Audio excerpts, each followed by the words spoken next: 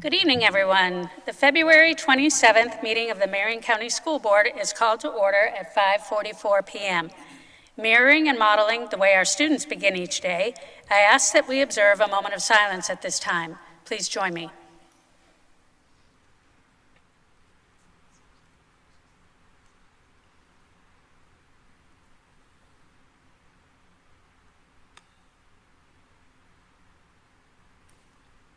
Thank you. Board Member James, will you please read our board commitment statement? I'm sorry, I thought I was going to have a printed copy. Oh, okay. There you go. Got it. We are the Marion County School District Leadership Team. When we come together to work, we are efficient, effective, and productive. Our three most important characteristics are dedicated, transparent, and individually responsible. To work well together, we must demonstrate respect, confront reality, and be accountable. We will always put students first. We will leave a legacy of success. Thank you, Board Member James. For the courtesy of those listening to the meeting, I am requesting everyone in the audience to please turn off your electronic devices or put them on vibrate. Later in the meeting, up to 30 minutes will be provided for individuals to address the board on matters concerning the operation of the Marion County school system or the school board only. Presentations to the board are limited to 5 minutes and are televised. If you wish to address the board regarding a regular agenda item or matters on which the board customarily takes action, you must first complete a peach form located in the lobby. If you wish to address the board regarding a public hearing or a student discipline matter, please complete a lime green form. These forms must be fully completed and received by the board clerk no later than 5:40 p.m. The procedures applicable for each are on a separate sheet. Board clerk, please call the roll. Dr. Allison Campbell, District 1. Here. Mrs. Lori Conrad, District 2. Here. Mr. Eric Cummings, District 3. Here. Mrs. Nancy Thrower, District 4. Here. Dr. Sarah James, District 5. Here. Student Board Member Blake Barnes from Forest High School. Here.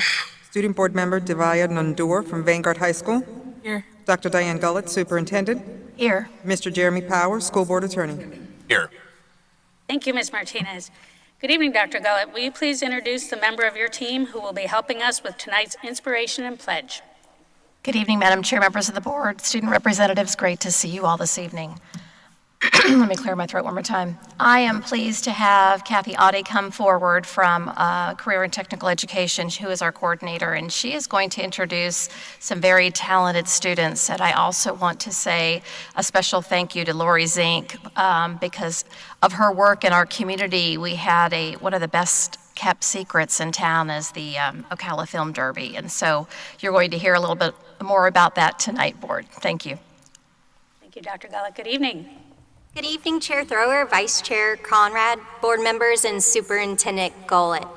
Last year, our Business Advisory Committee for the digital video programs came up with the idea to create a brand new competition for video students. This advisory committee is led by Lori Zink, as she just mentioned, who championed the idea and created the first annual Ocala Film Derby, which took place this past September. Students in the Film Derby spent 4 days working on a video to enter into the competition, which culminated in their videos being shown at the Marion Theater and awards given out. Students worked in teams guided by a teacher and an actual mentor from the video industry. Tonight, we have the winning team of students, mentors, and teachers here to recognize. First, I'd like to introduce Lori Zink, our advisory chair, who made this event possible. If you want to join us down. Next, I'd like to introduce Mike Palma, who served as the industry mentor on the team. And then the teachers who created this team and helped this come to fruition. We had Marcia Dobenai from Vanguard High School, David Guest from Forest High, and Frank Gallagher from Bellevue Middle, Travis Bennett from Lake Ware High, and Andrew Opitz from Westport High. Good evening to all of you. Step down towards the stage if you want, I think. Yep. And now we'll introduce the winning students. From Lake Ware High, we have Sierra Stevens and Edwin Cole. From Forest High, Parker 2, Suriana M, Samantha Anderson, and Louise Simi Day. And from Bellevue Middle School, Ella Just stop Gutierrez. clapping. We can't wait any longer. So please join me in congratulating all of them.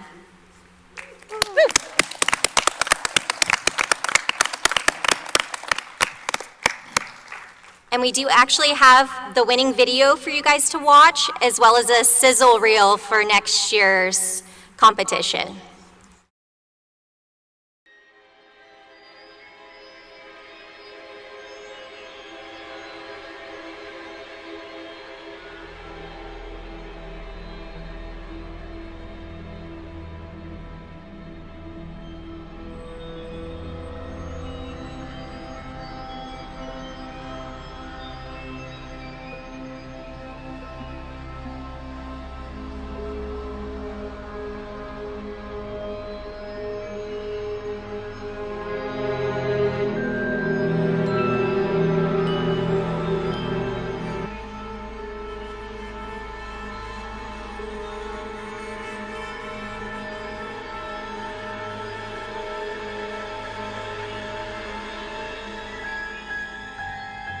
Just this, please.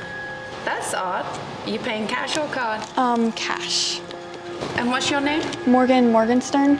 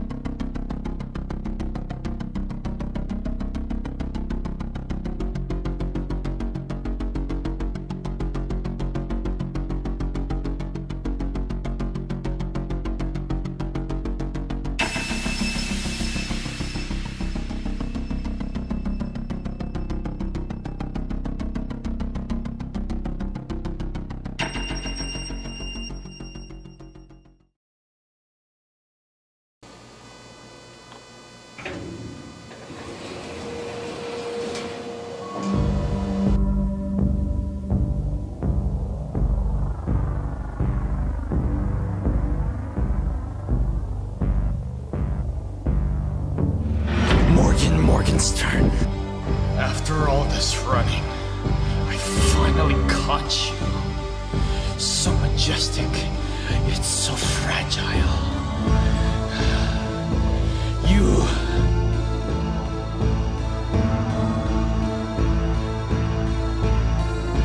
Stay away from me. You're so beautiful. What do you want? You know what I want. Morgenstern. You don't want to do this. Yes, this is the hill I will die on. Yes, finally I have the ancient Aztec totem! Wait. Whoa, you don't want to kill me? This is what I wanted all along. Ancient, mystical, magical, what?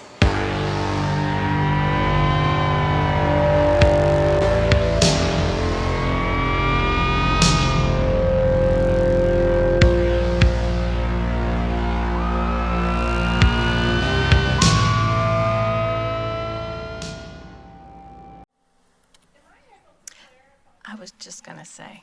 Absolutely, please come forward to the mic. Not at all. So you all understand a little bit better that this was actually a 9-hour film challenge. So these kids at 8 o'clock on a Friday morning were given a card, and on it there were 4 things that had to be in every single film. One of them was a line of dialogue, which was, "This is the hill I want to die on." The character name, which was Morgenstern. The Each time, we're going to do a downtown landmark that has to be in every film, and this one was one of the Walk of Fame plaques. And the paddle was a prop, and so every team and every student had to work their script, their dialogue, everything around these 4 items. So I know it's a little difficult when you don't see it. If you see them all when you get a chance, I hope you'll look at all of them, and you'll see how they were used. And this winning team not only won the People's Choice and the judging, they also won the best use of prop. So anyway, so I just wanted to make sure that you all understood what that was all about. So, thank you. Madam Chair, may I ask one other item? Ms. Zink, you and I talked about the ability for our students to engage with people they haven't worked with before during this challenge, which is also, and I think, another critical skill. Could you talk about that? This is not a school-to-school competition. The schools, which I'm very excited to tell you that all 7 high schools have signed up for the 2024 competition, and 3 middle schools at this point. And what we do is we take the teachers of each individual school, the kids that are interested and are selected to be in it. Then those teachers identify if that student is an editor, a screenwriter, a camera person, whatever student, the teachers can speak to that. And then what we do is we pile them all together, like in a big bowl. And we pull the camera, like it'll be like, this is for the cameraman. And so, and we make sure that none of these teams are stacked with one school or the other. And every team, for instance, this year, we will have 7 teams of 10 people, and they will consist of it's 7 high school kids, 2 middle schoolers, and 1 alternate. And so we always want to put the middle schoolers too with high schoolers so that they can have that opportunity to really learn and be able to also see and understand and meet some of the people that are in the programs they might ultimately choose to want to go to or attend. So that was, I think that's and we're very excited this year. Last year, I think the students will tell you that they won some nice prizes for their winning film. But our ultimate goal, or my goal this year, is to include into our winnings or earnings or awards will be scholarships for students that have an intention to go to college. So that's our big goal this year. And we already have our dates set, so we're looking forward to being able to share all this with you throughout the year. We do have a sizzle reel that can tell you a little bit about this year, but our dates are, and we hope you'll put it on your calendar.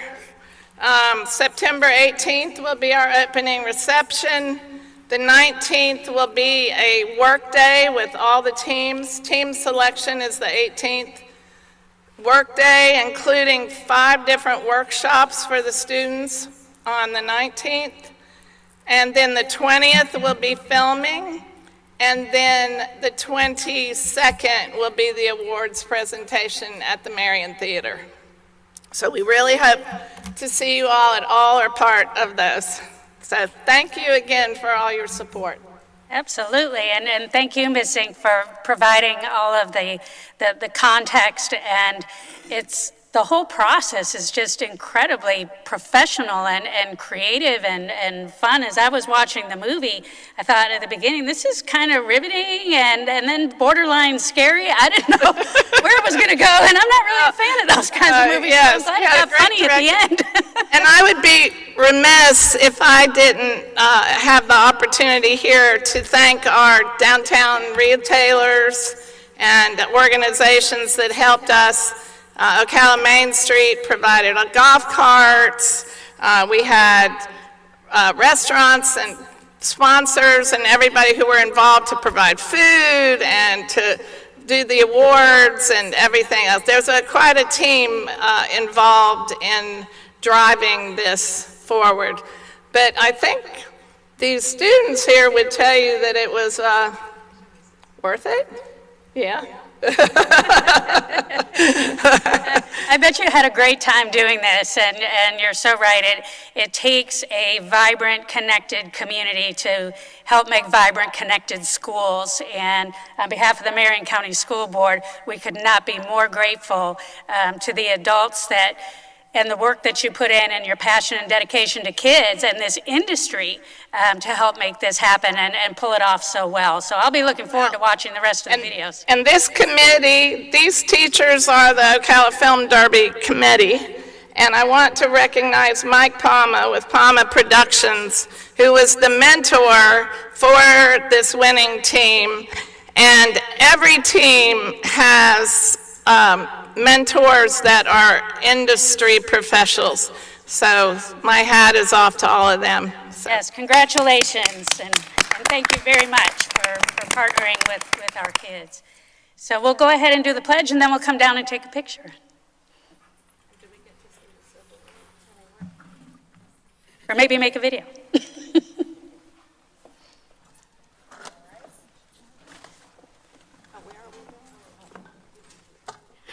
Please stand for the pledge. Allegiance to the flag of the United States of America and to the republic for which it stands, one nation, under God, indivisible, with liberty and justice for all. Okay, let's go down and take a picture.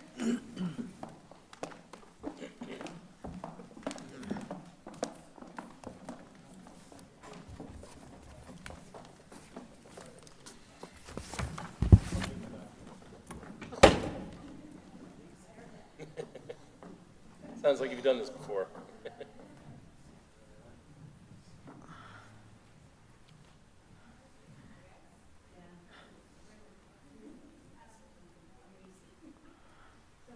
So, Ms. Daubenmeier, you know what I'm going to say.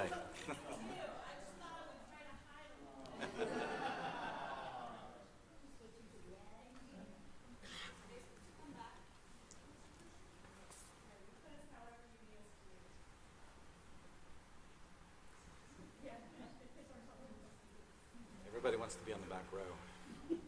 Reverend Cummings, if you'll scoot in just a little bit, I can get you. There we go. Everybody's looking right here. And a couple more. One more. Great. Thank you.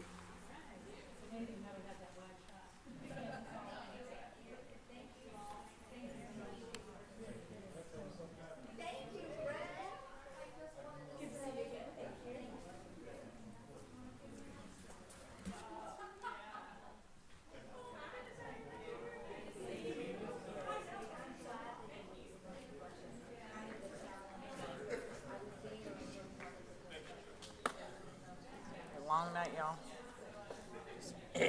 Marking it down.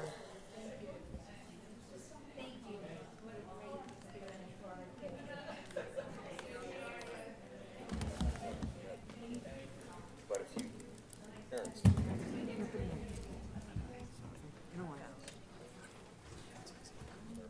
Where were we at? The real? I got my snacks. We had the sizzle reel.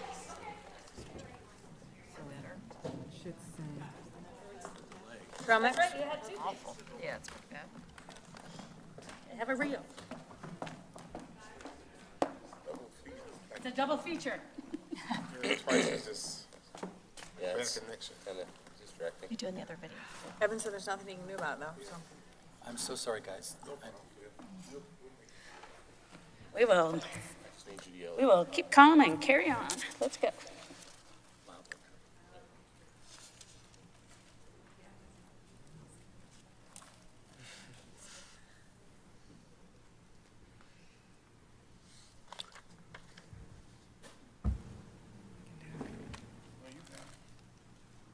You're good.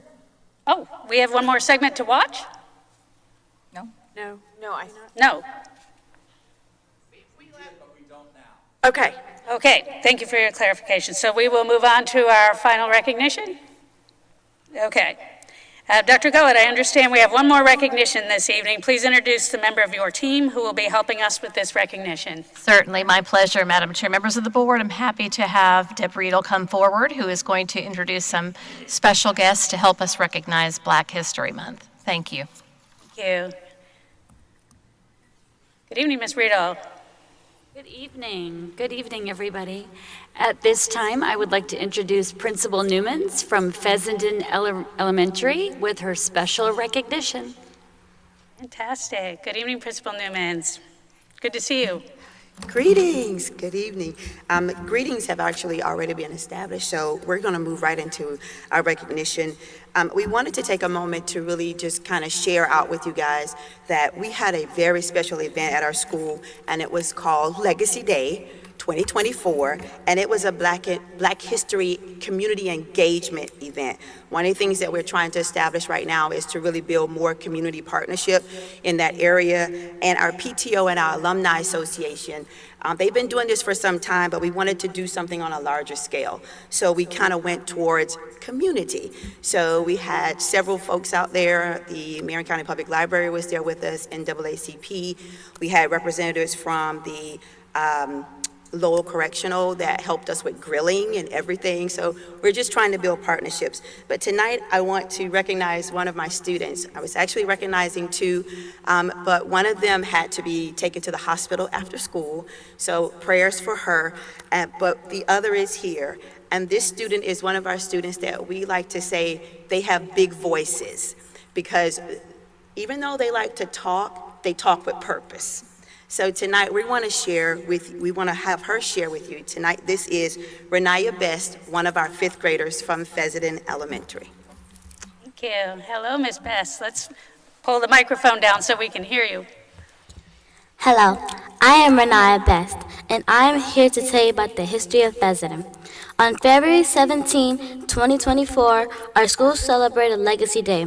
Our theme for the day was remembering our past, celebrating our present, and preparing for our future. We want to share the presentation I presented on that day.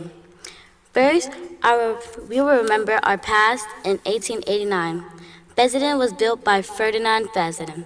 He founded the school during the time when segregation was prominent. He opened Fessenden Academy for all Black students so that they could get proper education.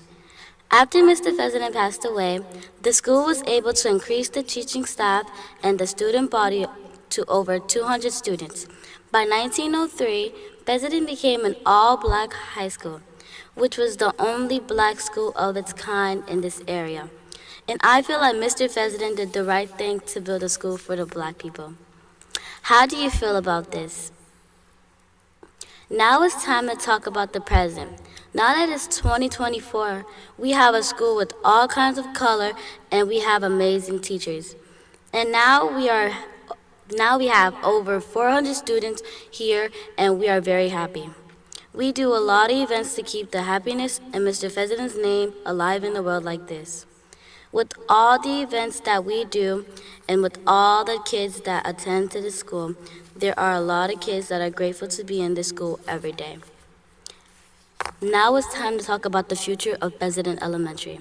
Over the years, we're going to have more students as time passes and the future is in sight.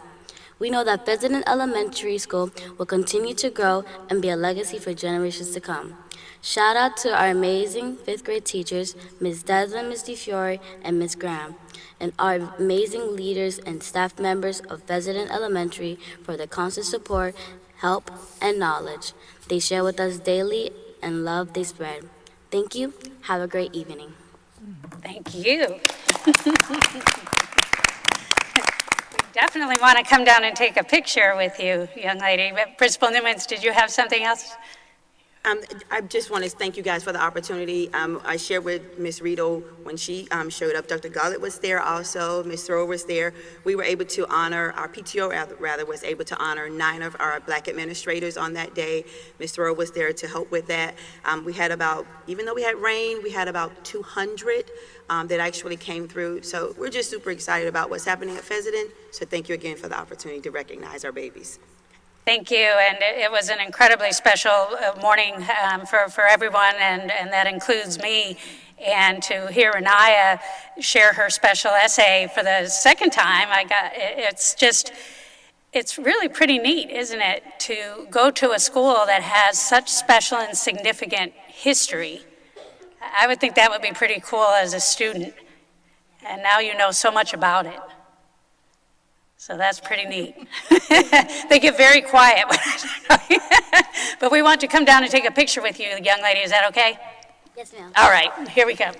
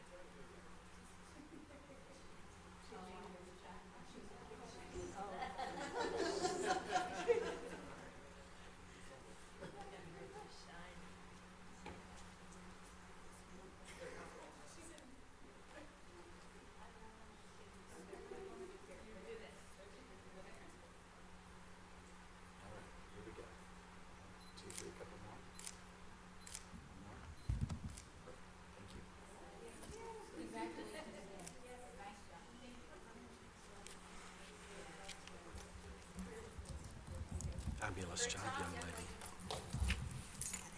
Well done, well done.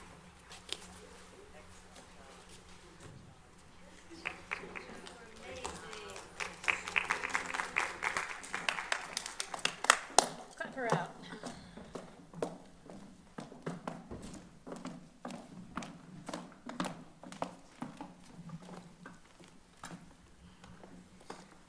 Okay. It's always an amazing way to start the evening with the recognitions and all the special activities and accomplishments of our students and all of the adults that support them. But we do need to move on. Dr. Gullett, will you please make a recommendation on tonight's school board meeting agenda? Certainly. I recommend approval of the agenda for the February 27, 2024 school board meeting with the materials in the board packet, those materials distributed to board members at the meeting, and the audio recording included as part of the official record of the meeting, with the exception of the following items: D20.1, D20.2, D20.3, D20.4, D20.5, D20.6, D20.7, and D20.8 have been placed under discussion. Thank you. Thank you, Dr. Gullett. May I have a motion on the superintendent's recommendation? Motion to approve. Motion by Vice Chair Conrad. Second. Second by Board Member Campbell. All those in favor say aye. Aye. Motion passes unanimously 5-0. May I have a motion to approve the minutes for the January 25th, 2024 administrative briefing and work session? So move. Moved by Board Member Cummings. Second. Second by Vice Chair Conrad. Are there any additions or corrections to the minutes? Hearing none, all those in favor say aye. Aye. Motion passes unanimously 5-0. May I have a motion to approve the minutes for the February 1st, 2024 administrative briefing and work session? Motion to approve. Motion by Board Member Campbell. Second. Second by Board Member James. Are there any additions or corrections to the minutes? Hearing none, all those in favor say aye. Aye. Aye. Motion passes unanimously 5-0. Ms. Martinez, please provide the proof of publication for tonight's school board meeting. The notice for the February 27th, 2024 board meeting ran in the Ocala Gazette on February 16th, 2024. The proof of publication has been attached in board docs under proof of publication. Thank you, Ms. Martinez. I will now ask the school board's attorney to explain the rules governing persons who wish to address the school board this evening. Good evening, Attorney Powers. Good evening. Thank you, Madam Chair. In compliance with Section 286.0114 of Florida statutes, the school board has adopted uniform procedures for public speakers who wish to speak at this evening's meeting, either regarding one of today's agenda items or a matter relating to the operations of the school district. These procedures will ensure the public has a reasonable opportunity to be heard on school board and school district matters. A written summary of these procedures are available from the table in the lobby. Public speaker forms are also located on the same table. The completed forms were due to the school board's clerk no later than 5:40 p.m. This evening, speakers will be called prior to the business portion of the school board meeting in the order of receipt by the school board clerk. Before you begin speaking, please state your full name for the record and spell your last name. Each speaker will have 5 minutes of time. However, if there are more than 5 persons who wish to speak, the board may seek consensus to limit each speaker's time to 3 minutes. When the speaker has 1 minute remaining, the speaker will receive a visual notice to complete his or her comments. Speakers may not yield their time to other people. Speakers and meeting attendees are expected to conduct themselves in a respectful manner. Therefore, verbal attacks and profanity are strictly prohibited. Pursuant to the procedures for public comments, Item 6, speakers are not to identify specific individuals other than themselves or their child unless the statement was provided 24 hours in advance. The board is here to listen to your comments only. You may be directed to an administrative staff member following the conclusion of your comments for further assistance or to address your concerns. If there are matters dealing with student discipline, including expulsions, they will be scheduled at the conclusion of the televised portion of this meeting. Parents may address the board regarding a discipline matter at that time. To ensure student privacy, only a parent or guardian may use a student's first or last name. Identifying references to or identification of other students or their families are also strictly prohibited. A speaker's speech does not reflect the endorsement, sponsorship, position, or expression of the school district. Thank you for your attention to the board's requirements. Madam Chair, that concludes my explanatory remarks. Thank you, Attorney Powers. Ms. Martinez, do we have any speakers this evening? Yes, Madam Chair, we have 2 speakers. Melanie Slaughter. Thank you. Good evening, Ms. Slaughter. Good evening. Melanie Slaughter, Slaughter. I'm here to talk in favor of cursive handwriting. I have a number of people that I help that cannot sign their name, that can't read a birthday card from their grandmother because it's written in cursive.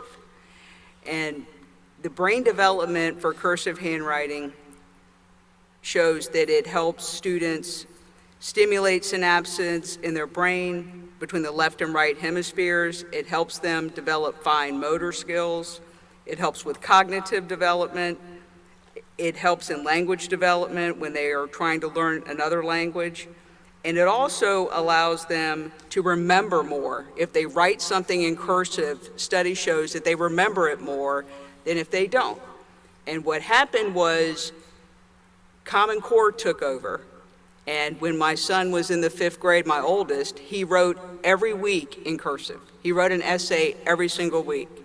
And then when Common Core took over, they did away with writing.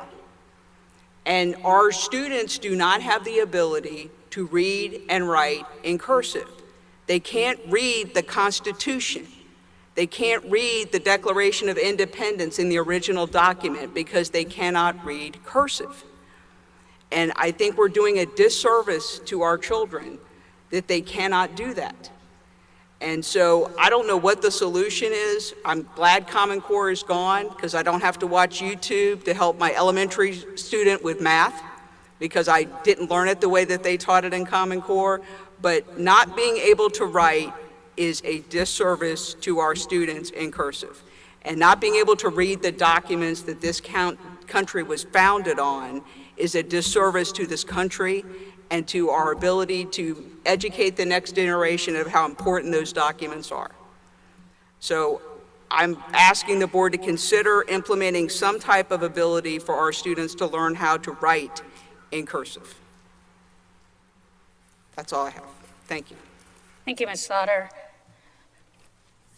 Dr. Gullett, I'm under the impression that there is some instruction still continuing in cursive handwriting, but I think it's on a teacher-by-teacher basis. I know it's not part of curriculum standards and things like that anymore, which is a shame, but I just wasn't sure if there was more information that you may have that I didn't, just that someone could share with Ms. Slaughter on what we're currently doing. Sure. You're correct, Chair. The former standards have changed, so they're not explicit instruction. Many teachers teach them incorporating those with other standards in context. But Ms. Riedel is in the audience, can provide some examples of how that's done. But they have changed, the standards have changed, and they're not as explicit as they once were. Okay, yes, it would be good for Ms. Riedel to at least share with Ms. Slaughter what we are doing, and with us too, if... Us too. Yes, you could share with us too. Chair, if I may. Go ahead. Yeah, I also wanted to note that yesterday, just on a tour of our culinary programs, we learned that we have some students who are exemplary culinary and baking students, but are not able to get their Wilton certification because they're unable to write in cursive for birthday cakes. And that's required for them to be able to actually get that certification. So, Ms. Slaughter, your suggestion is heard loud and clear. Now, the question is, do we actually need to work with DOE and potentially even the legislature to fix something in statute and DOE standards? And that's a fight that this board is willing to take on if that's what it's going to take. Ms. Riedel. Yes, hi, and Dr. Gullett is correct. We don't explicitly teach it necessarily. Every grade level has writing benchmarks within the communication benchmarks. Third grade does have a cursive component, but that is the only grade level that explicitly has cursive. Well, I say explicitly, not explicitly, but there are cursive benchmarks in third grade. Typically, during that third grade year, students do learn and practice it, but it is not something that's required. Thank you. Thank you very much. Appreciate that. And yes, I echo Board Member Campbell. There's nothing wrong with talking about making that one of our legislative priorities for next year. This has been an ongoing concern in the community. A lot of us have heard about it. A lot of us have, as teachers, see the change. And so I think that it was a point very well made tonight. Thank you. Okay, thank you. Thank you, Ms. Slaughter. We'll take our next speaker. April Rose McCoy. Good evening, Ms. McCoy. My name is April Rose McCoy. That is ROSE-MCCOY. Good evening, Chair Thrower, Superintendent Gullett, and board members. I'm a special needs para at Forest High School. I'm here to officially introduce myself as the new Marion Educational Support Professional Union President. Over the past few months, I've had the opportunity to visit nearly all of the Marion School and their work sites, meeting with members of the bargaining unit. The MESP represents 36 job classifications and well over 1,000 employees. I may be a bit biased, but without us, the school system could not function. Work site after work site, I continue to be amazed at how dedicated our employees are. This is not a career. This is a career, excuse me. It's not a job. And it's one that each and every one of us take great pride in, and they deserve much respect. In my travels, I have found that our employees are exhausted. They are feeling the effects of the continuous shortage that we're having, whether it's from our unit or the instructional side. Paraprofessionals are teaching full-time. Clerks are assisting in the clinics. IPCs are bringing home work because students can't learn if they are not properly registered in classes. Those working at non-school sites are feeling the pinch too, as they continue to be stretched to the limit. Many leave their work sites each afternoon, and they actually head to a second job just to make ends meet. Many of them have asked me what can be done to recruit and retain employees. And I often hear, if the board only knew what we do every day. Recently, they have asked me about the compensation and classification study that the district is conducting. ESPs and those working in the public school are overworked and we're underpaid. Maybe that's the reason why we have so many vacancies in Marion County and across the state. Something needs to change. I would like to challenge the board to walk in our shoes. As you visit the schools, spend some time with our ESPs and shadow them as they provide the services which our kids and schools need every day. I think you will be very impressed. Once you're finished, maybe we can sit down and discuss how we can make Marion County Public School a place where there will be an overflow of job applicants. As I said earlier, our educational support professionals deserve much respect for what they are bringing to Marion County school system. And remember that you can't get respect without ESP.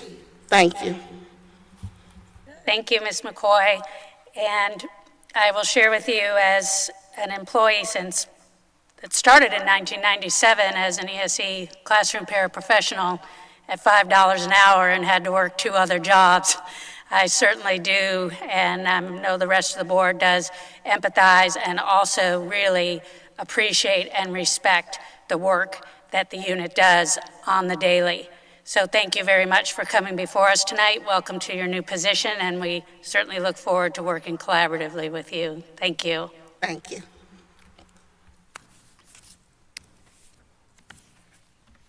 Okay, do we have any other speakers? No, Madam Chair. Okay, thank you very much. All right, this next item is for information. Board items 8.1 through 8.3 are information only per board policy 6345. The superintendent is authorized to approve and execute any construction contract change order that will increase the construction contract amount by $25,000 or less, or that will decrease the construction amount. Moving on, may I have a motion to approve consent agenda items C10.1 through C19.1, with the exception of items D20.1, D20.2, D20.3, D20.4, D20.5, D20.6, D20.7, and D20.8 that have been placed under discussion. May I have a motion? Motion to approve consent agenda. Motion by Board Member Cummings. Second by Vice Chair Conrad. All those in favor say aye. Aye. Motion passes unanimously 5-0. We'll move on to our discussion items for tonight. May I have a motion to approve the First Amendment with Cognia Incorporated? Motion to approve. Motion by Vice Chair Conrad. Second. Second by Board Member Campbell. Dr. Gullett, do you have information you would like to share regarding this item? Thank you, Madam Chair. Board, you may recall that some time ago I brought forward a recommendation for us to move forward with district accreditation with Cognia. I think it was important to move beyond just our high schools to all of our schools and set the bar for our students. And so this contract recommendation, this amendment, is to extend the contract so that we can continue the work. We hope to hear final word on our district accreditation status soon, but this will allow us to work through June of 2025. And if there are any additional questions, we're happy to answer those. Thank you, Dr. Gullett. It's great to know that we will have the opportunity to be an approved district, as you said, across the board, not just high schools. It seems like a worthy cost of $100,000 to make that happen. Is there any other discussion from the board before we vote? Hearing none, all those in favor say aye. Aye. Motion passes unanimously. Thank you. May I have a motion to approve the agreement with Cambridge Assessment Incorporated, LLC? Motion to approve. Motion by Board Member Campbell. Second. Second by Board Member Cummings. Dr. Gullett, do you have information you'd like to share regarding this item? Certainly. This item is a fairly high dollar amount, over $900,000, and wanted to have some context provided. As you recall from our strategic plan, one key area that we're focusing on is adding rigorous courses to our schedules for our students to be able to be competitive when they graduate, like our wonderful school board representatives here tonight. And so this is a request to approve the agreement with Cambridge. Thank you, Dr. Gullett. Is there any discussion from the board? Okay. Hearing none, it's just a great opportunity to support our students that are working in such an accelerated way. All those in favor say aye. Aye. Aye. Motion passes unanimously, 5-0. May I have a motion to approve the RFP 4037RC for contracted alternative school provider? Move. Moved by Board Member Cummings. Second by Vice Chair Conrad. Dr. Gullett, do you have information you would like to share regarding this item? Yes, and Dr. Hembrook, Dr. Livingood are going to come forward, but Board, this is a request to reject the bid. We received one bid on this item. It was considered non-responsive, and Dr. Hembrook and Dr. Livingood are going to provide some context to this and our plans with alternative programs. Thank you. Thank you. Good evening, Dr. Hembrook and Dr. Livingood. Good evening, Chair Thrower, Vice Chair Conrad, board members, and Superintendent Gullett. As the superintendent mentioned, we have an RFP that was advertised on January the 10th, and it was a request for proposal for a contracted alternative school provider. All those proposals were due February the 9th at 2 p.m., and MCPS only received one proposal by the deadline, and that proposal was deemed unresponsive. And so today, we're asking you to reject the RFP for the contracted alternative school provider. But to ensure that MCPS students receive rigorous education opportunities, and then also to meet any exceptionality needs and services, a committee is working to identify how we can best accomplish this. Last year, we started with adding an alternative program at MTI. That was a first step in addressing our student needs. So the committee is developing program options for the 24-25 school year, and we look forward to bringing the proposal and plan back to the board in the near future. Thank you, Dr. Hembrook. Dr. James. To clarify, we contract currently with a couple different programs. CERMI, New Leaf is the names we use often. Can you clarify for everyone, does that mean that we will not be contracting with them next year? The committee is right now looking to see what we can do, what exactly are the needs for our students, what we can do, what facility needs, and so we're determining that now, and then we'll bring that back to the board. So what was the purpose of this? Were they supposed to apply for this and did not? Right, so the current contract does expire June the 30th of this year. And so this RFP was set out there to solicit additional proposals. Okay. But the existing individuals we contract with were not expected to apply to this? Or they were? We sent it out to all of those vendors that are listed under this umbrella for them to submit a proposal. I'm going to ask a more pointed question. The absence of applying for this RFP, is that an indication that they are no longer interested in working with Marion County Public Schools? So we did receive one proposal, and it was considered our unresponsive, and it was our current contract provider. But outside of that, we're assuming that this is the state of where we are. Okay. I just wanted to make sure that was crystal clear. Thank you. I think Board Member Campbell had something, and then we'll go to you, Mr. Cummings. Thank you. So my understanding of where we are currently is the existing provider that has been providing services for us did send a proposal in that mirrored exactly what their proposal has always been. It did not respond to the stipulations within the current RFP, because the team has worked diligently on this RFP to ensure that it provides some of the things this board has talked about with the academic rigor and the attendance requirements and things that we really are looking for in an alternative provider.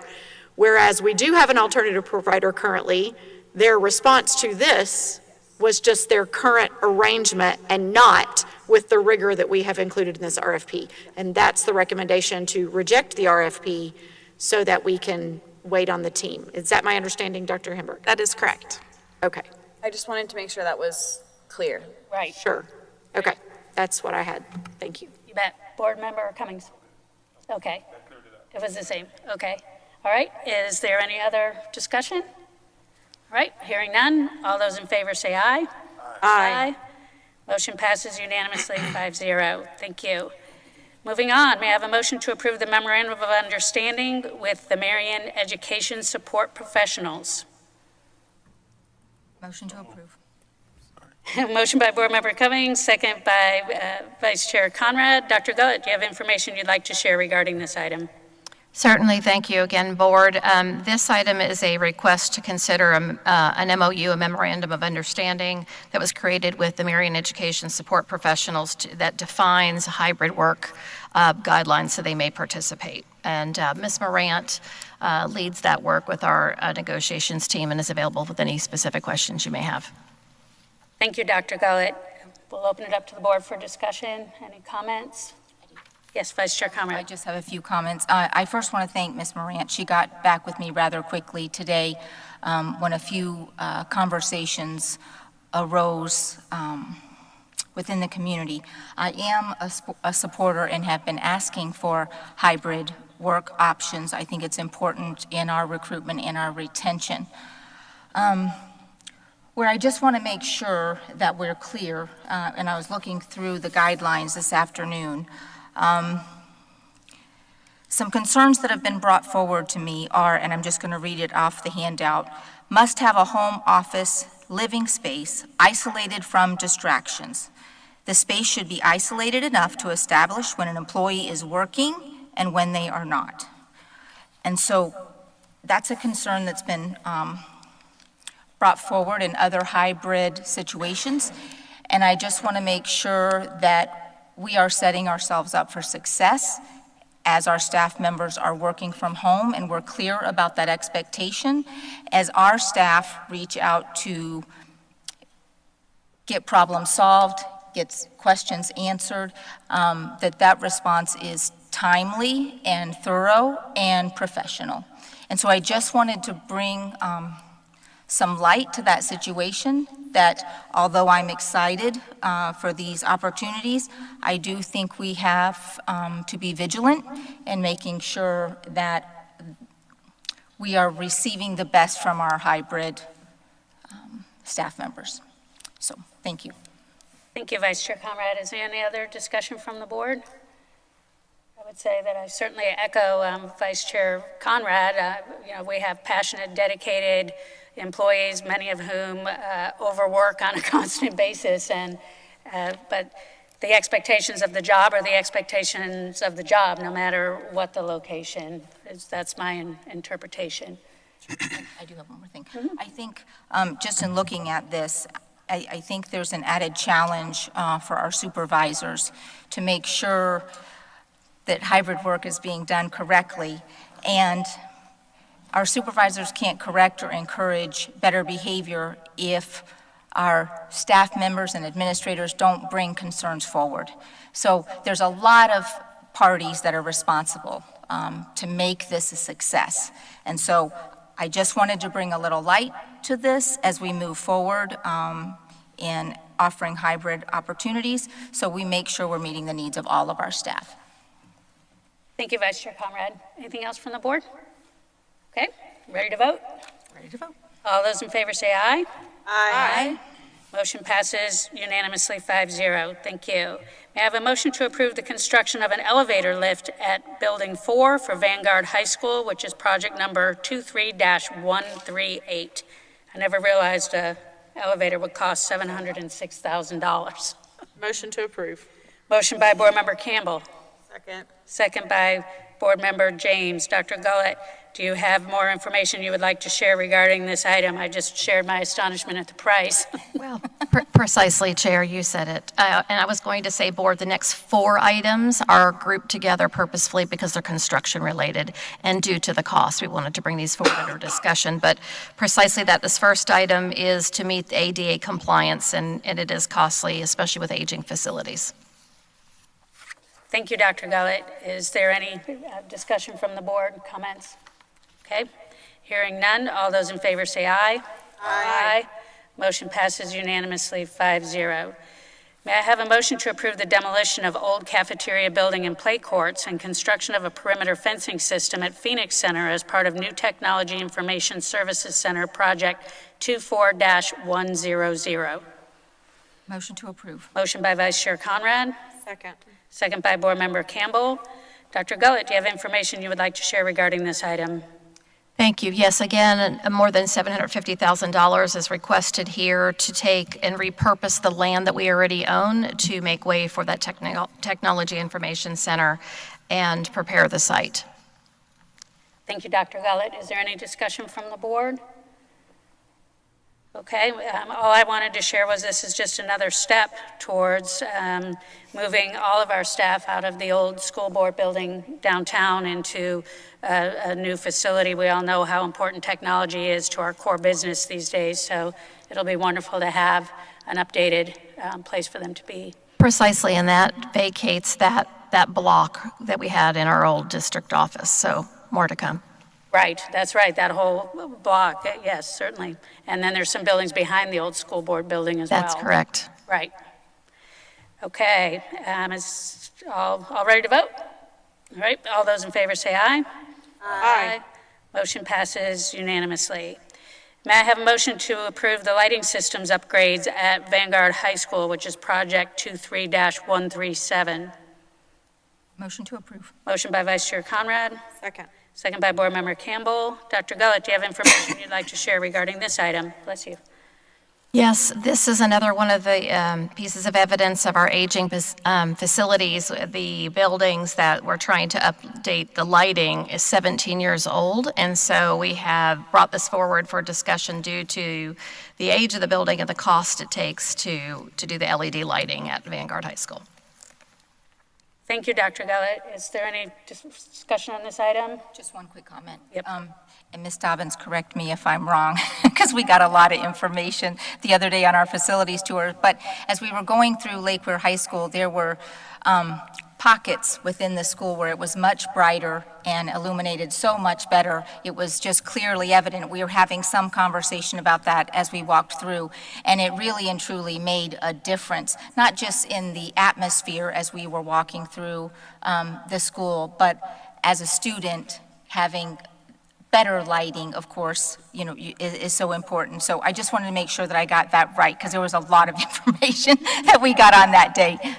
Yes, so we visited several schools the other day, and Denellen Middle School, I think, was the one we pointed that out. But you can see it in any of our schools. If they have fluorescent lighting, they're different shades of lumens, and we do have code to meet the lumen requirement in classrooms.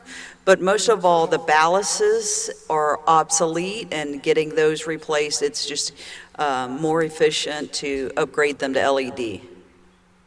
Thank you, Ms. Dobbins. Thank you very much. Board Member Campbell. Sure. While we're on the subject of lighting, I was in one of our newer schools today, probably one of the newest schools that we have, which is still, 20 years old or whatever. But I was in one of our newer schools, and the reception area didn't have the lights on immediately over the reception area. And I said, "Oh, you're in the dark." And she said, "Yes, because it's like a sauna in here because of the lights."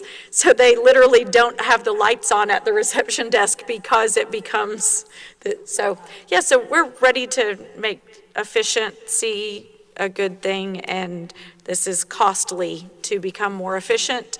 But hopefully, once we have the cost of the LED system put in, then we won't have to replace those bulbs for 20 or 30 years, hopefully. Yes, if I could add, so the bulb replacement is less, saving money in the long run.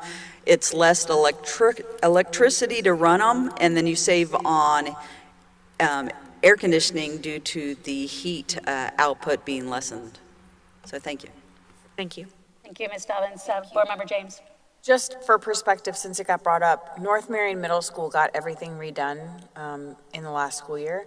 And so if you have been out there, it is noticeably just a better quality light. I was in the auditorium for the kickoff to Black History Month at the beginning of the month, and well, you were there too. And it just feels so much brighter and lighter, like a cleaner light. And so it was I was chatting with Mr. Johnson through it, and it was a lot. It's a big undertaking because it's a significant change for an entire school. But when you get to the other side of it, it really is a really high quality product for the teachers and the students. So, Absolutely. Thank you. Thank you, Ms. Dobbins.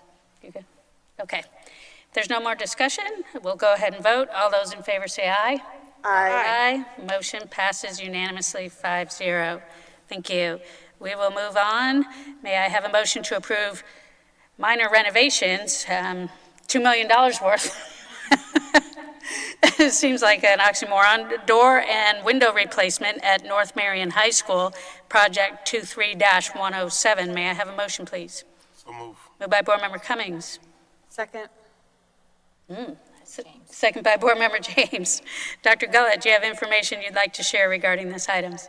Well, I think you covered it, Chair. Just to add that the buildings where this work is going to be done that we're requesting for replacing needed windows so they close properly and doors, those buildings were built in 1963. So you know what happens to windows and doors after a lot of use by our students. Absolutely. Thank you. Is there any discussion from the board? Sounds like more than ready. All right. All those in favor say aye. Aye. Aye. Motion passes unanimously 5-0. All right. I think we made it through all of them. Yes. All right, thank you, Board. We'll move on to Board Committee reports and concerns. First, we'll start with legal. Nothing additional from legal, thank you. Thank you, Attorney Powers, and thank you for your continuing great work, you and your team, and on all of our initiatives that require your close, precise attention. Thank you. Ms. Martinez, anything from your seat? No, Madam Chair. Thank you, Ms. Martinez. Dr. Gullett. Yes, briefly, just a few items, Board. Thank you. It is Celebrate Public Schools Week, appropriate when we talk about making sure that our facilities provide an environment conducive for learning. I want to remind everyone that the Southeastern Youth Fair concludes on Saturday already, so I know we have a lot of great participation by our students and our community. Did want to follow up to an item we provided an update on at a recent work session, 8th Street and Osceola, with the potential for them to consider a K-8 model, and they have concluded the surveys, and Ms. Kynard, I think she contacted all of you board members. They are not moving forward. Everything's going to remain as it is based on all the feedback from the stakeholders. And with the notion of Celebrate Public Schools Week, I want to do a special thank you to Ms. Dobbins. We are midway through this week's facility tours, as you've referenced earlier, and we appreciate all of the media and community involvement and support in what we're showing as a critical need for our schools. I've been asked repeatedly, especially by media, why do we need to show this? And it's because it's a need, not a want. And our students deserve the right to be in healthy and safe buildings that are conducive for learning. So more to come. We are working already on plans to extend tours in the future as we continue to go forward, and I think that will be important. But appreciate our elected officials that have come out. Thank you, board, for participating, and I know we'll see more people and community members on Thursday. Thank you.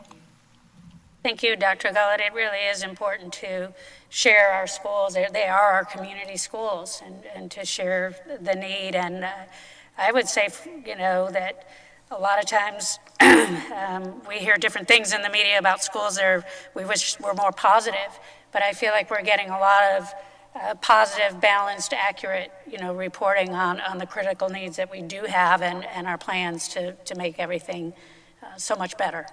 So that's wonderful. I think while we're on this side, we'll go ahead and move on to our student board members. And I'm so sad that this is your last meeting with us. It went by like that. and you kind of got cheated because we had one board meeting because of the weather, when we didn't have you here. But it certainly has been a joy to have both of you. So we will start with Ms. Divya. Hi, I just had a little bit of commentary to add to some things that we've seen tonight from a student perspective. So regarding the cursive, I completely understand and support the usage and the implementation of that in our schools, not only because it's been important in things like forming a legal signature for me, but also in some of my IB exams, we're actually required to use different fonts. Like in paper 1 of the Spanish exam, we're required to make a brochure and we have to use a different font for subtitles and headings. And as someone who was taught cursive in elementary school, I have greatly appreciated it. Also, just with the Cambridge assessment, again, just great things happening because I saw that with that in the commentary, it comes with the Bright Future Scholarship, and that also comes with IB, and that has been greatly helpful as someone who's going to college next year. So, yeah, and then just at Vanguard with the elevator at Building 4, we only have 2 buildings on campus that have 2 floors, and Building 4 is the one that does not have an elevator. And with someone who has had a leg injury and crutches and has seen like entire classrooms move from the upstairs to the downstairs simply because students can't make it upstairs, that will be greatly helpful. And yeah, just thank you for having both of us, and thank you for giving us time on the school board and giving the student body a voice. Thank you. Absolutely, it's certainly been our pleasure, and we always appreciate your input and your participation. It's really been so beneficial. Yeah. So, and we'll move on to you, Blake. Yes, ma'am. Dr. Gullett, Chair Thrower, Vice Chair Conrad, Ms. Campbell, Mr. Cummings, Dr. James, Attorney Powers, Board Clerk Martinez, thank you all again for having me in this position. It truly is an honor to be able to serve as a representative of my school, and to witness and be involved in, the policies that affect all of Marion County, all of their students. As a student currently in AP Research, I've chosen to study the impact of student leadership organizations on school climate. And in my studies, I have found that the student voice is one of the most underused outlets of change, and yet it stands as one of the most important factors in creating a successful policy.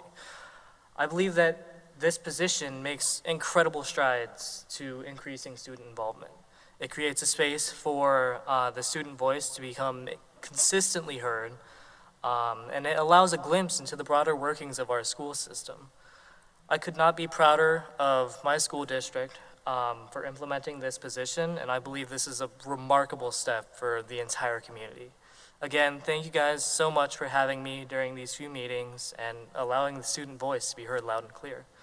I hope this district can continue to move forward in the same exemplary manner. Thank you all for your time and commitment to the school system. Thank you. Thank you, Student Board Member Barnes, and it means a lot to me personally as the chair during your time here to have you with us.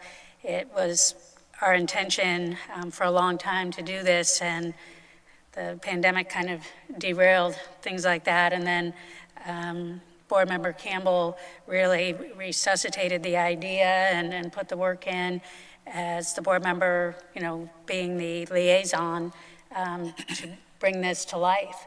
And certainly very, very grateful and appreciative. I sit here and I wonder, have you picked a college yet? I'm very, very close to deciding. We're almost there. Okay, well, you'll have to email us, all right? Yes, Yes, please reach out to Board Member Campbell so she can share with the rest of the board. Yes. I'm about 85% sure I'll be attending the University of Florida, but I'm still waiting to hear back from everything out of state at the end of March, so. All right, considering taking your talents to UF. All right, well, wonderful. We certainly wish you well, and please keep in touch. And I think Board Member Cummings has said to each of the students, it doesn't stop here, it starts here. So anything we can do to help, reference letters, things like that, let us know. Thank you. He's like, okay. All right, great, thank you. All right, Board Member James, we'll shift down to you. Awesome. Good evening. I want to start by saying we started the night with some monumental approvals as a board that I'm really excited about. I asked Ms. Boston Ellis if the district had ever borrowed money like this before, and she said no, not to her recollection. And I think that it just marks the start of a really great journey as a board. We're leading this district in making some tremendous decisions and addressing pain points that have been around for a while.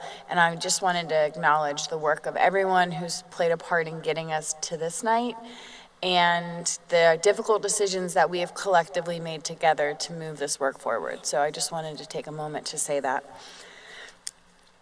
Speaking of that, I just had a few quick questions. I know that the Board of County Commissioners is having a public hearing on March 5th regarding the impact fees. Is there a date set for them to have a follow-up meeting to vote on the impact fees? I'll check on that and email to each of the board members. I believe it was March 27th or 8th. I have to look at it, though. So Okay, thank you. I'll find that and get that information to you. That would be wonderful. Yep, we want to get that on our calendars for sure. Yes. Are we moving forward? I know a couple of us, including I think Dr. Campbell in the last meeting, have mentioned the warehouse. Do we have Ms. Dobbins probably knew I was saying this. Do we have a date on when we're going to be able to get that appraisal or moving forward, or what does that look like? I'm sorry, Dr. James, the echo, it's hard to hear. What's your question? I know it's hard. The warehouse, the parcel that we vacated downtown. We are going to get an appraisal on that. Per our last conversation, the team's working on that. So that will be something the board has to approve? We'll be bringing that forward to the board when we have the appraisal done. That was based on a conversation we had at a work session, correct? Yes. We are moving forward with If we have a timeline that we establish for that, that would be great if we could get that shared. We'll send that to you. Okay, thank you. I know you'll make sure all board members get it? Yes, okay. Correct. Final question I have. Did we make a decision on a separate meeting for the discipline affairs? Okay, perfect. If you're going to bring it up, that's perfect. So the last thing I want to mention is Ms. Slaughter came forward and talked about cursive instruction this evening, and having been a high school English teacher myself, I definitely recognize that there is a gap for some students, but I also want to acknowledge that there are a lot of teachers teaching cursive in elementary school. And I don't want to discredit the work that they're doing. My daughter's in first grade, and her first grade teacher is teaching her cursive. So I just wanted to take a moment to acknowledge the work that a lot of our staff and teachers are doing to deliver cursive instruction throughout our schools.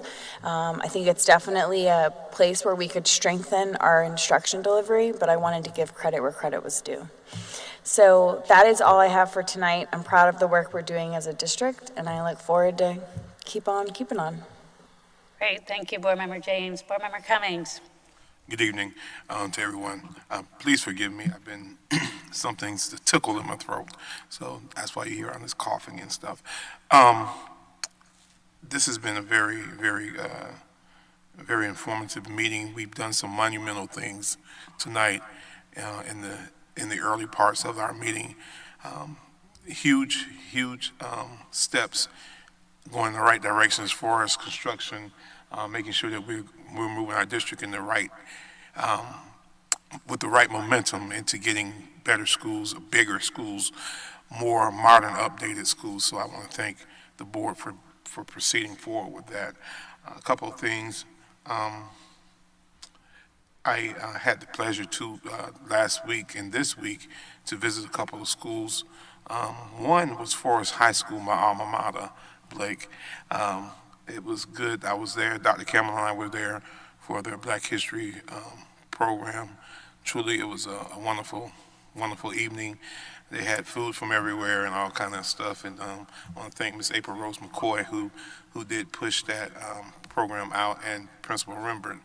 But then also on yesterday, I got invited to go to Sunrise Elementary, and they had a tremendous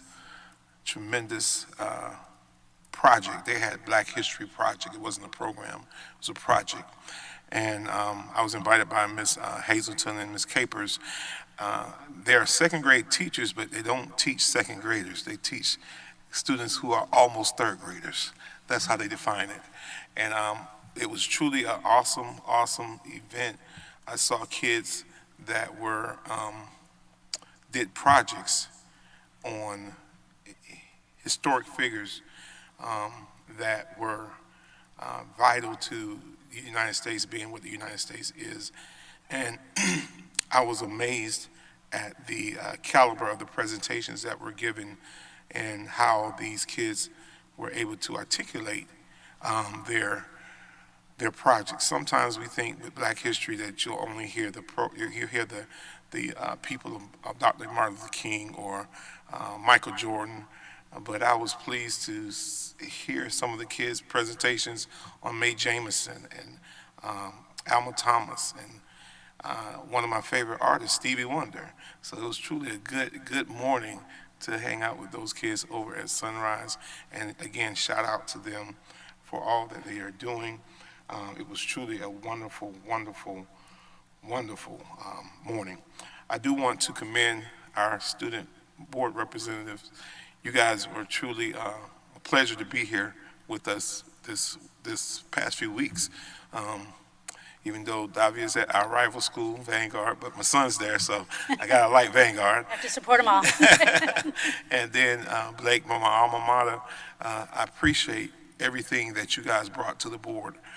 Your comments were very informational. They were pointed, and they were on point. You represented the Wildcats very well, so I'll give you that. I encourage you to continue to do whatever your passions push you to do. I think you guys have a wonderful future, bright future ahead of you. And again, as board chair Thoreau said, if there's anything that this board member, I think this board can do as far as you going forward, please let us know. Don't hesitate to let us know what you need. My final thing, I oftentimes I get phone calls and emails from folk, from parents, from community members about something that's going on at the school or something that's going on in the classroom or and oftentimes there's like, you board, that board, this board has made decisions, and let me try to say something, and I pray that I'm saying it right. When I look at education, when I view education, when I view the Marion County Public School District, I don't view it as a you or us against them, or we against them, or them against us. I see this as a team effort. I see the team working for a common goal, and that's education. On that team, I see the students. On that team, I see the parents. On that team, I see the teachers, the principals, and the administrators. I see the complete team. I see the district as a whole. So oftentimes, teams don't do well when they don't communicate with each other. So I want to encourage our community. I want to encourage our parents and our students to not necessarily circumvent or jump things, go beyond. If you haven't talked to the next teammate, talk to the person that's at that school, talk to the teacher, have conversations. And let me say this, and I'll say it, and people may get mad, but social media is not how you talk. You don't talk to parents and teachers using social media. You pick up the phone and you call them and say, can I have a conference? Or you send an email and say, can we talk about this situation? Because ultimately, it's about the student. It's about doing what's best for students and helping the students succeed. You don't have to jump straight to a board member. You don't have to jump straight to the superintendent.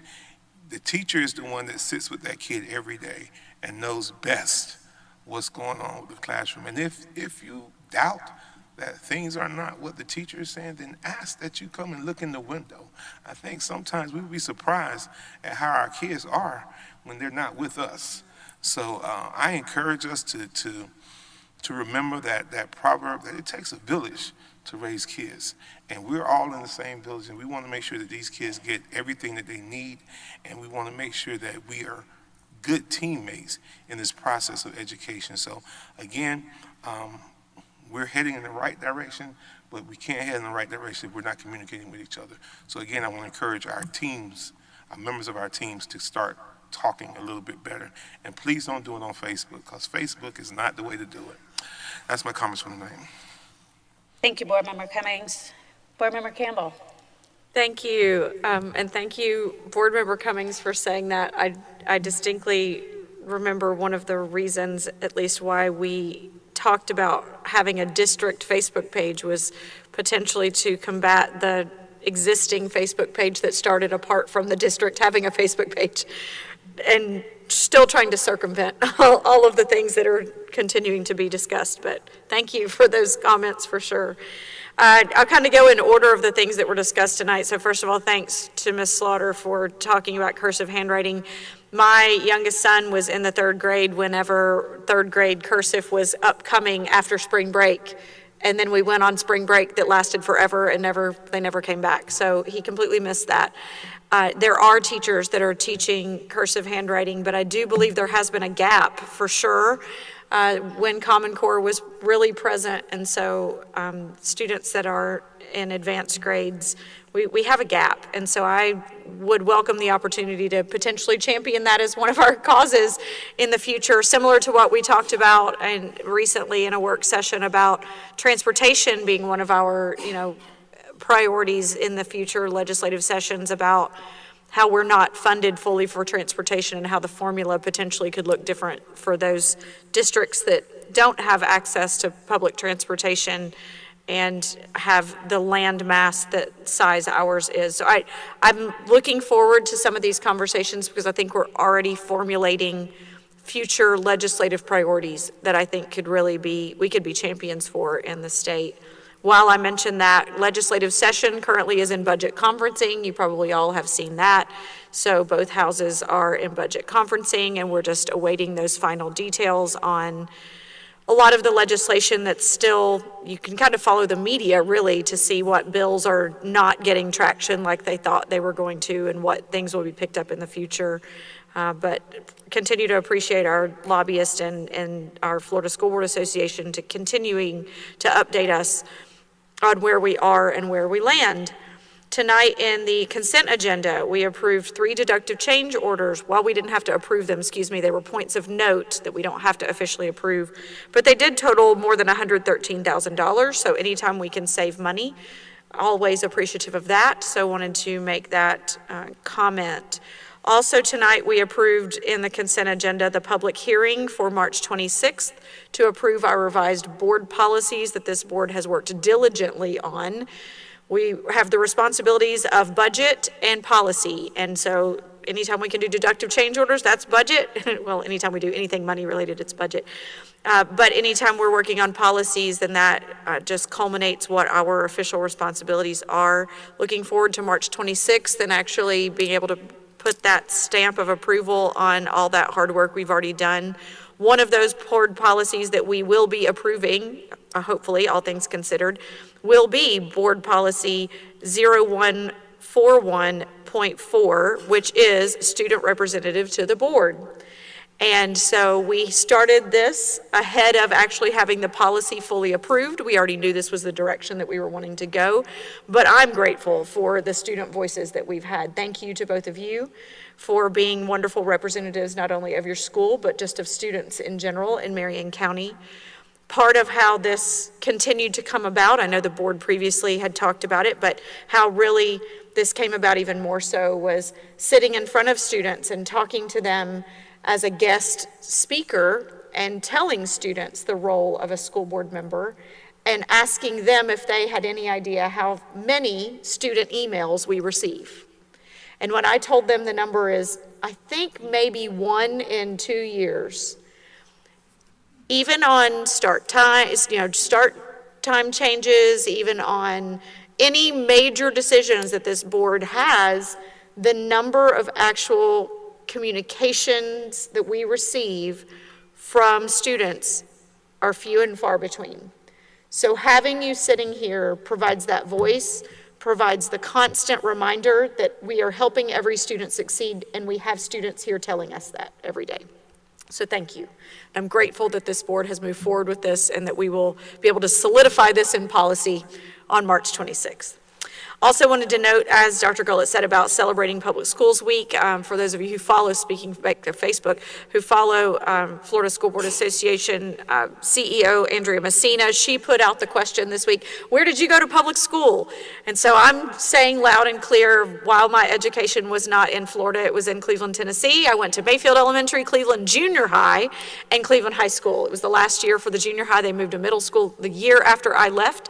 But I'm still a huge fan of the junior high model. So I was a proud public school student, and I have 3 proud public school students currently in our district. And I am the mentor to a proud public school student who my mentee showed her lamb at the Southeastern Youth Fair, so I got to see that in action on Friday. And just all the great vendors even there that are supporting and being available for students, and just all the families there and all the sales, I heard that the steer sale I think went till 11:30 last night. So nevertheless, just grateful for all of that work that's being done and the number of students that are participating and the life skills that they're learning, even in arts and speech and cooking, baking, there's something for everyone at Southeastern Youth Fair. So it really is just a great time, and looking forward to that wrapping up. They're just great partners, and so appreciative.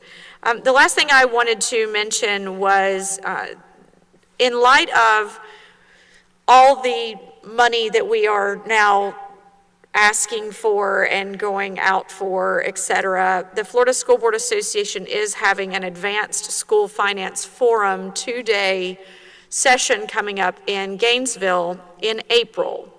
I only bring this up because we have a school board work session currently scheduled for that April 18th date. I know we only have 2 work sessions. I'm not able to look ahead to see what currently is coming on that April 18th work session, but I just wanted to bring it up to the board. I know I certainly would like to attend the sessions in Gainesville because it's been a couple of years since I've been to it, and it does seem like what they're offering this time is going to be incredibly relevant for the direction this board is currently in and moving toward. So if we could, at least, this is early, we're in February still, but if we could have conversation possibly about that April 18th work session, what that would look like if we needed to move the date or if we needed to collapse some of those things. And that's my recommendation, to see what we could do to move forward so that as many of us who wanted to could attend it. It is in Gainesville, so it wouldn't require a hotel stay. So it shouldn't even require board vote necessarily. We always have to vote on them when they're in Tallahassee and we're going really far, in Tampa and we're having the overnight stays. This would just be the cost of the registration. So that's my request and recommendation, and potentially if Dr. Gullett can get back with us on what that might look like for April 18th. So that's all I had. Thank you, Chair. Thank you. Thank you, Board Member Campbell. And I, too, would be interested in going. I think I saw Vice Chair Conrad say that she'd like to go, and Board Member Cummings. And, so that's already 4. And I'm not sure, Board Member James, please check your schedule and see what you want to do. But Dr. Gullett, this would be something that would be really worthwhile for the board to attend for sure. Certainly, I can tell you right now that we have in draft for the 18th an update on the funding program, part 1 of 2, and recommended instruction materials for adoption for 16 courses. I would have to see if we could move those. As you may recall, the other work session is the week prior, and we already have 4 items there. I don't know if those items that I've just mentioned to you would be ready for the 11th, and I will have to check with the team and get back with you. Okay, wonderful. Thank you very much for that. Okay, Vice Chair Conrad. Okay. I do have a couple of items. Good evening, everyone.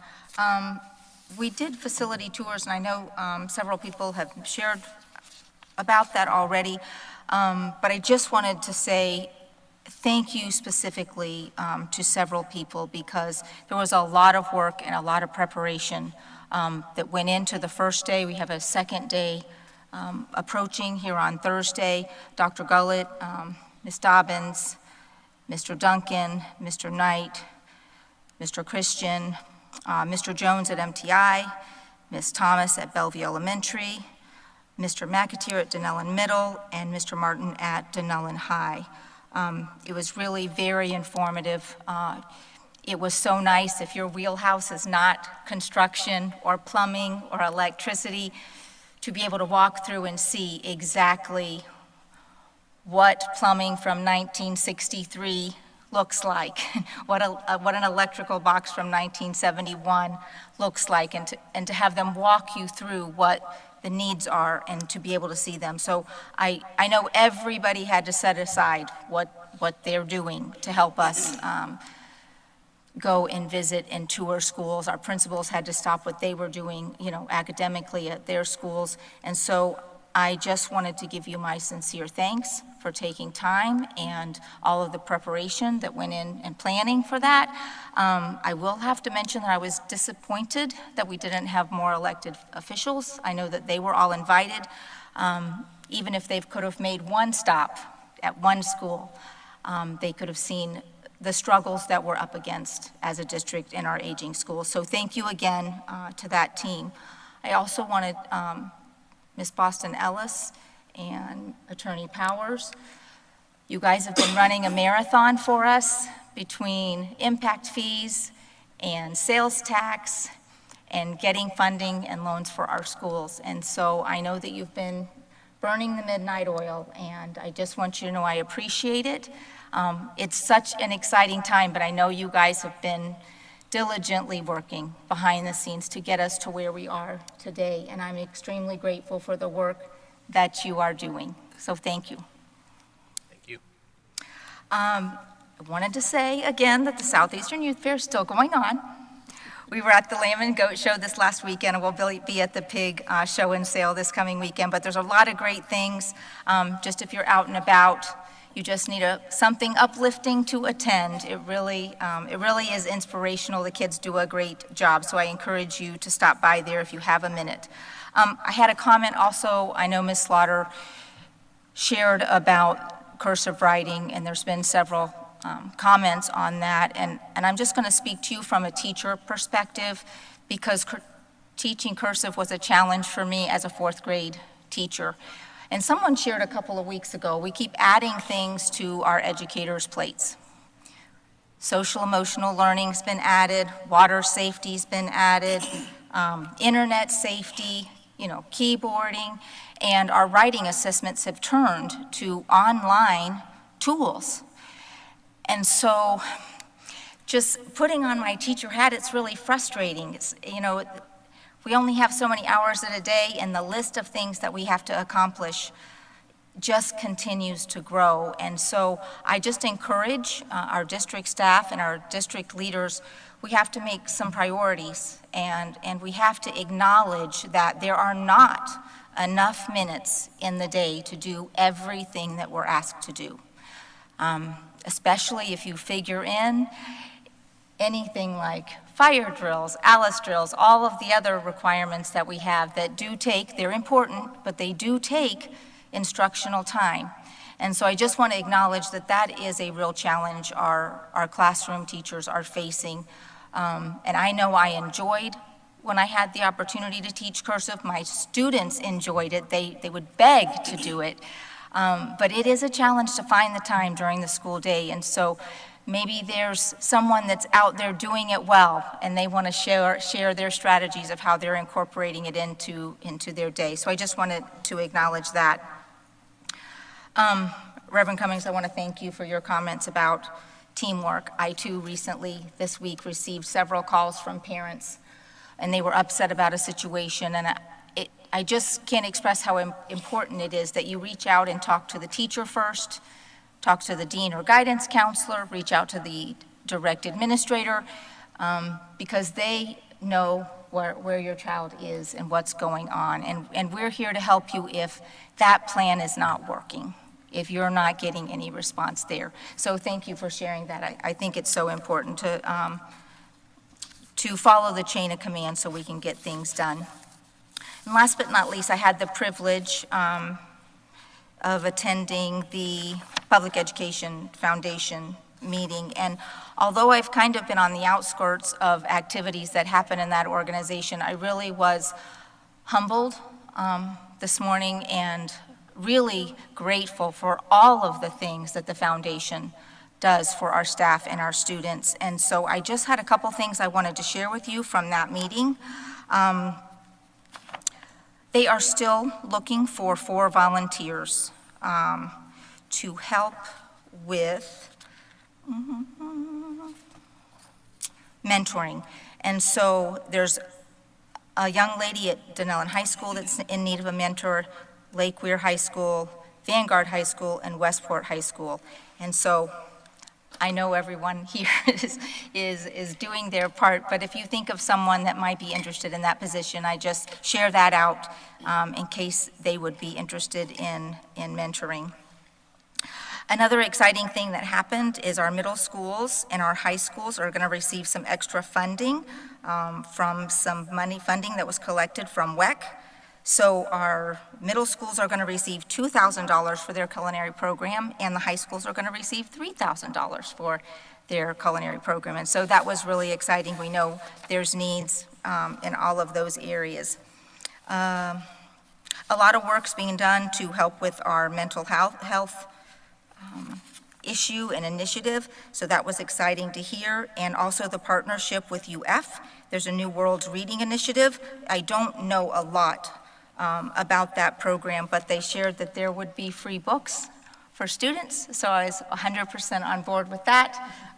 Families being able to get good literature to have at home and remove that barrier of maybe not being able to get to the library or have access online.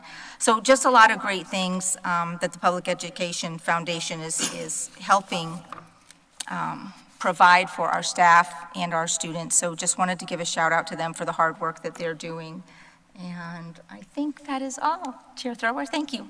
All right, thank you, Vice Chair Conrad. And yes, globally, let the great work continue.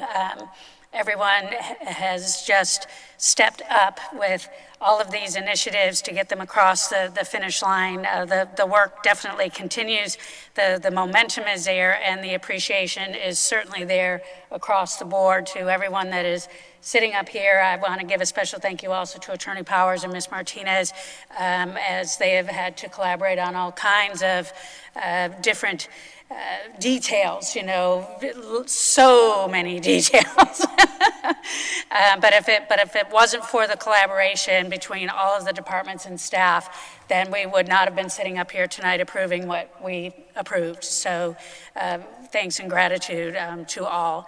And I just wanted to share a couple of meeting reminders. The next administrative briefing and work session has been scheduled for March 7th, 2024. The following administrative briefing and work session has also been scheduled for March 28th, 2024. And it seems impossible to believe that this is our last board meeting before spring break, which is right around the corner. And so I want to encourage everyone to unplug and spend your best time doing what you love the most. And most importantly, remember to come back on the very first day of school. Don't extend your spring break.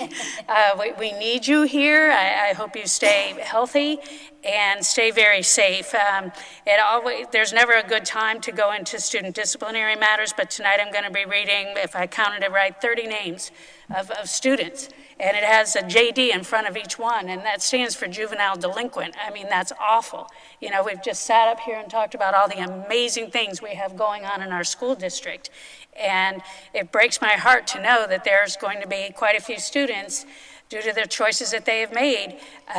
Maybe they didn't read the Code of Student Conduct. Maybe they didn't think it would come to this. I don't know.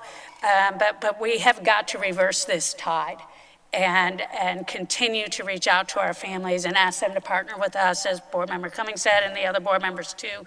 It is a bi-directional thing, and together, we can reverse this, and we really need to sooner than later, because we have way too many exciting, cool things going on to be missing out on.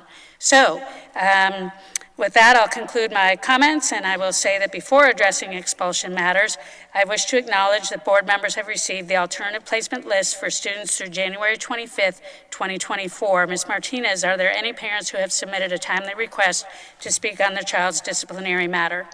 Yes, Madam Chair, we have 5 off air. Thank you. We'll continue that off air. For now, may I have a motion to approve the expulsion of students JD 24-159, JD 24-160E, JD 24-161, JD 24-163, JD 24-164, JD 24-165, JD 24-166, JD 24-167, JD 24-168E, JD 24-169E, JD 24-170, JD 24-173, JD 24-175, JD 24-177, JD 24-179, JD 24-181, JD 24-182E, JD 24-183E, JD 24-184E, JD 24-185, JD 24-186, JD 24-187, JD 24-188, JD 24-190, JD 24-191, JD 24-192, JD 24-193, JD 24-195, JD 24-196, with educational services for the remainder of the 2023-2024 school year and the first, second, and third quarters of the 2024-2025 school year. May I have a motion, please? Motion to approve. Motion by Vice Chair Conrad. Second. Second by Board Member James. Is there any discussion? Hearing none, all those in favor say aye. Aye. The motion passes unanimously 5-0. May I have a motion to approve the expulsion of student JD E, without educational services for the remainder of the 2023-2024 school year and the entire 2024-2025 school year. May I have a motion, please? Motion to approve? Motion by Vice Chair Conrad. Second. Second by Board Member Campbell. Is there any discussion? Hearing none. All those in favor say aye. Aye. Motion passes unanimously. Thank you, everyone. I will now call this meeting into recess at 7:28 p.m. to give us a little time to clear the room. Have a wonderful spring break.